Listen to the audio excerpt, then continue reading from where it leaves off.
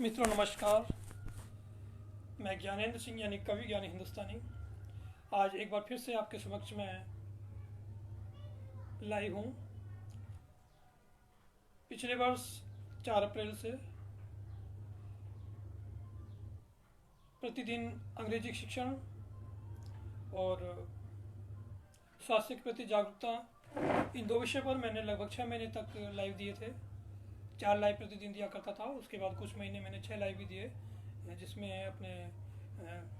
कवि होने के कारण कुछ अपनी साहित्यिक रचना आदि और कुछ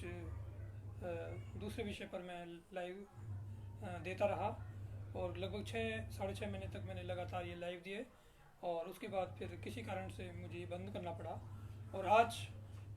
19 मार्च 2021 से एक बार फिर से मैं आपके समक्ष लाइव देने के लिए एक अपनी कुछ विशेष बात अपनी कुछ विशेष भावना व्यक्त करने के लिए मैं आज से प्रारंभ कर रहा हूँ ये लाइव देना, जिसमें कि प्रतिदिन मैं कम से कम 10 से 15 मिनट या जब भी उचित समय लगेगा कुछ अपनी बातें मैं अपनी भावनाएं व्यक्त करूँगा। मुख्य रूप से आज के समसामयिक विषयों पर जो भी आजकल मानवता के लिए या हमारे देश में कुछ मुख्य मुद्दे हैं उन पर मैं अपने विचार व्यक्त करना चाहूँगा। प्रतिदिन एक बार लाइव हिंदी में और दूसरी बार अंग्रेजी में संक्षेप में अपनी बात प्रतिदिन कहने का प्रयास करूँगा। अगर किसी दिन मैं ये लाइव नहीं दे सका तो फिर अगले दिन उसको उसी जितने दिन गैप होगा उतना मैं अतिरिक्त रूप से ये लाइव दिया करूँगा, जैसे कि प्रतिदिन प्रत्येक महीने में पूरे लाइव दिए जा सकें। जितने का भी वो महीना होगा 30 या 31 उसी हिसाब से ये मैं लाइव देता रहूँगा। तो आज के समय में अनेक प्रकार की जो हमारे देश में जो समस्याएं हैं, चाहे वो किसान आंदोलन हो या कुछ दूसरी समस्याएं, उन मुद्दों पर मैं अपने भावनाएं अपने विचार व्यक्त प्रतिदिन किया करूँगा। ऐसा काफ़ी समय से मैं इस पर मेरा विचार चल रहा था और ये सोच रहा था कि रिकॉर्डिंग करके मैं अपनी बात अपना वीडियो बनाया करूं और लोगों के समक्ष प्रस्तुत किया करूं, लेकिन इस उधेड़ बुन में मैं अपना काम नहीं कर पा रहा था क्योंकि उससे मन में ये भावना रहती थी कि वीडियो ख़राब ना हो जाए, कब होगा, और अनेक प्रकार की तैयारियों में समय व्यक्त हो जाता था, बीत जाता था। उस वजह से मैं ये काम नहीं कर पा रहा था। तो अब मैंने ये निर्णय लिया है कि चाहे कुछ भी हो, मैं चाहे मुझे 5 मिनट ही अपनी बात कहनी पड़े, लेकिन मैं अपनी बात ये जारी रखूँगा। तो आज के समय में बहुत से लोगों का ये मानना है कि हम जो कुछ भी कहें हमें अपने देश के विरुद्ध नहीं कहना चाहिए। तो इस पर मेरा विचार है, अपनी सरकार के अपने देश के विरुद्ध या अपने देश के विरुद्ध तो नहीं कहना चाहिए, लेकिन अपने सरकार के विरुद्ध भी नहीं बोलना चाहिए, ऐसा बहुत से लोगों का मानना है। तो इस पर मेरे ये विचार हैं कि यदि हम किसी भी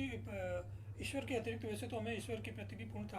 अंधभक्त नहीं होना चाहिए, अंधविश्वास नहीं रखना चाहिए, लेकिन फिर भी हम एक हद तक परमपिता परमेश्वर के प्रति अंधभक्त हो जाएं, कोई दिक्कत नहीं है। लेकिन उसमें हमें कि हमारे द्वारा किसी को कष्ट ना पहुँचे तो कोई प्रॉब्लम नहीं है। लेकिन ईश्वर के अतिरिक्त यदि हम किसी को भी सर्वोपरि सर्वोच्च मान लें, चाहे वो हमारे देश की सरकार हो या हमारे माता पिता हों या हमारे गुरुजन हों, तो हमें ये कहीं भी किसी भी हद से उचित नहीं है। ये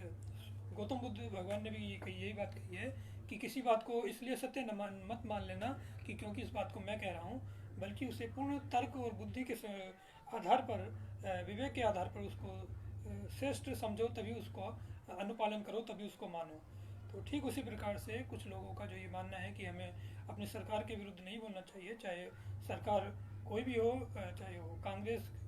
पार्टी की सरकार हो या भाजपा की सरकार हो या कोई दूसरी सरकार हो। मुझे नहीं लगता कि हमें यदि कोई बात हमें उचित नहीं प्रतीत हो रही है तो हम उसके विरुद्ध अपनी प्रश्न नहीं उठाएं, अपनी आवाज़ नहीं उठाएं या प्रश्न ना करें।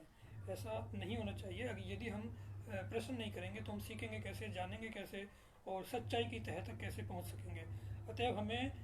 यदि हम अपने चरित्र को श्रेष्ठ बनाना चाहते हैं, सत्य का अनुपालन करना चाहते हैं, सत्य को सर्वश्रेष्ठ जीवन का आधार मानते हैं, तो निसंदेह हमें प्रश्न उठाना चाहिए और विवेकशीलता के साथ अपना प्रश्न उठाकर सत्य तक पहुंचने का प्रयास करना चाहिए। आज जो किसान आंदोलन है, किसान आंदोलन के बारे में जो बहुत से लोगों का ये मानना है कि ये किसान नहीं है बल्कि कोई और हैं, या ये खालिस्तानी हैं, या ये आतंकवादी हैं, तो हमें इस पर भी विचार करना चाहिए कि यदि ये वास्तव में खालिस्तानी हैं या आतंकवादी हैं तो ये क्यों हैं, और हमारी सरकार क्या इतनी कमज़ोर है कि जब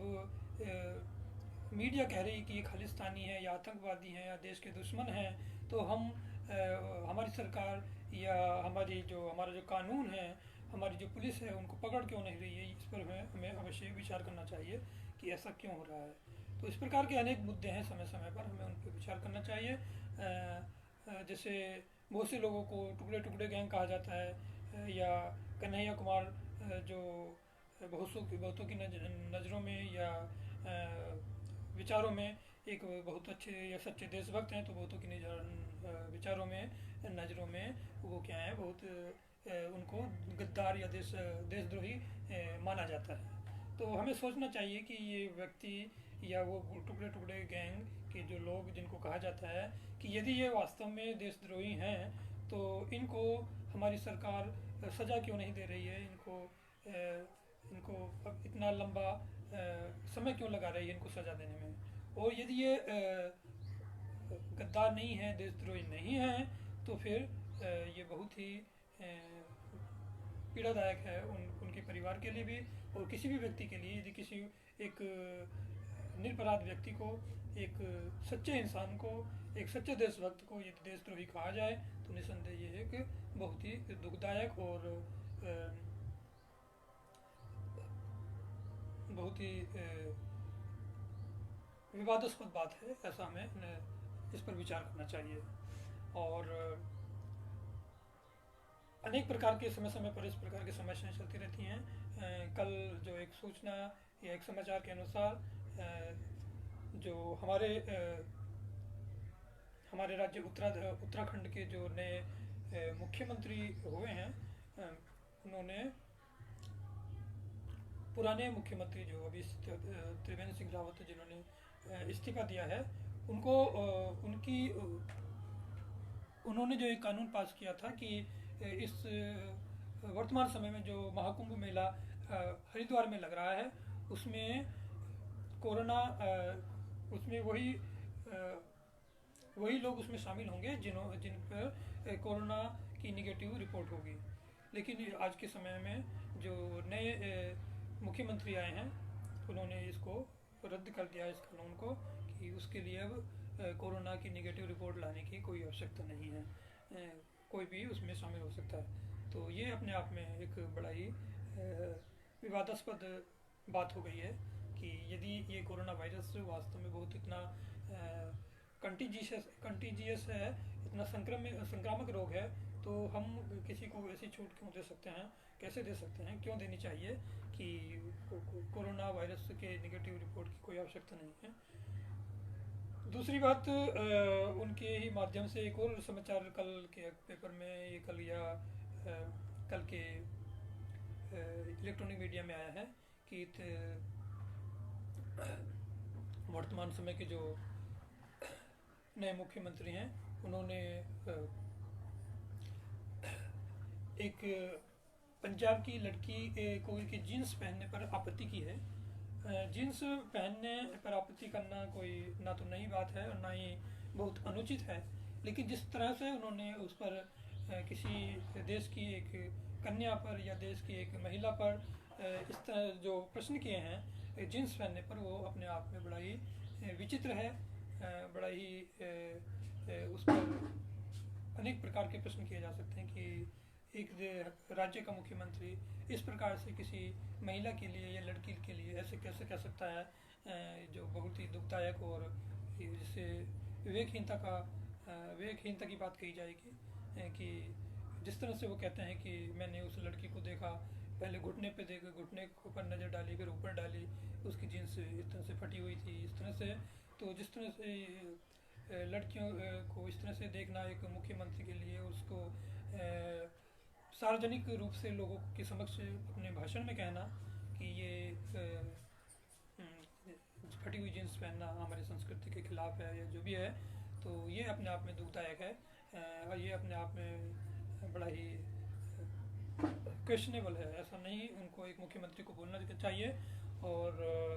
मेरे विचार से इस पर हमें अवश्य विचार करना चाहिए। हमें ये नहीं मान लेना चाहिए कि कोई व्यक्ति हमारे देश का प्रधानमंत्री है या मुख्यमंत्री है तो वो कुछ भी कह सकता है,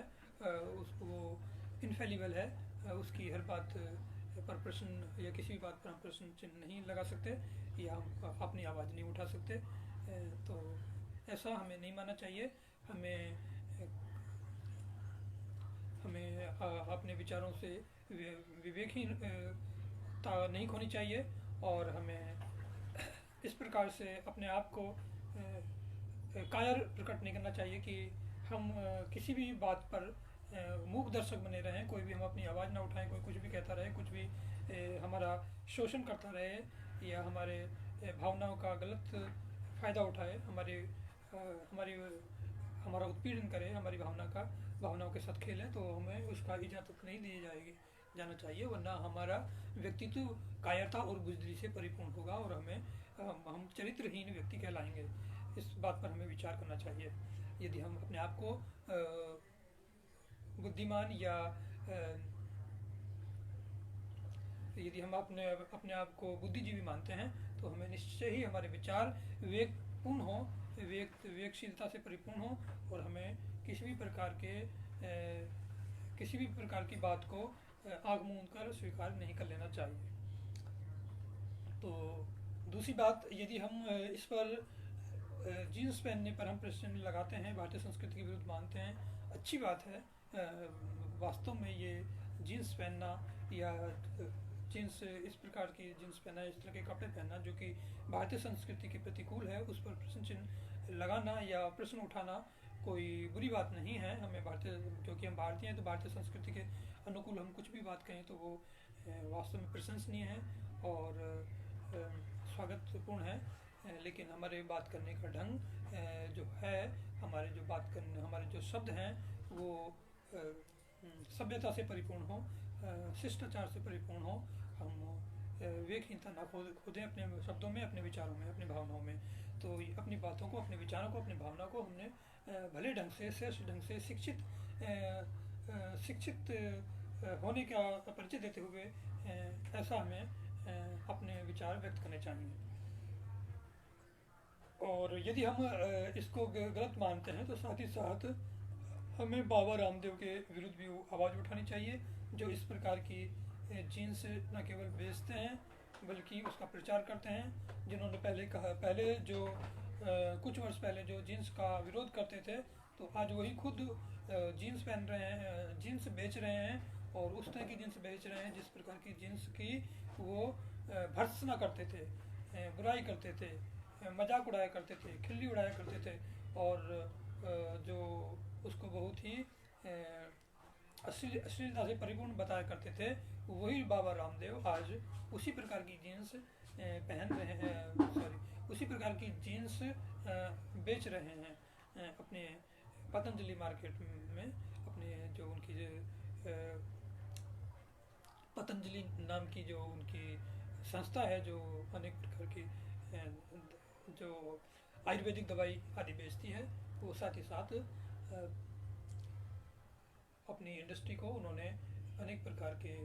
चीज़ें बेचते हुए कुछ वर्षों से, लगभग 1-1.5 वर्ष से वो जीन्स भी मार्केट में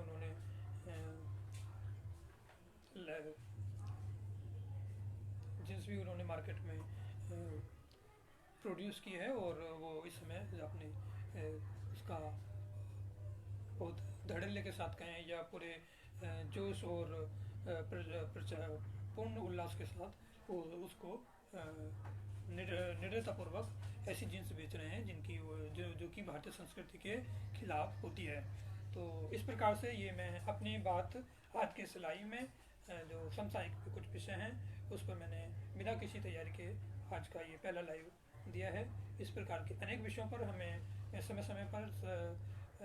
प्रतिदिन ये अपने लाइव देने का प्रयास करूँगा।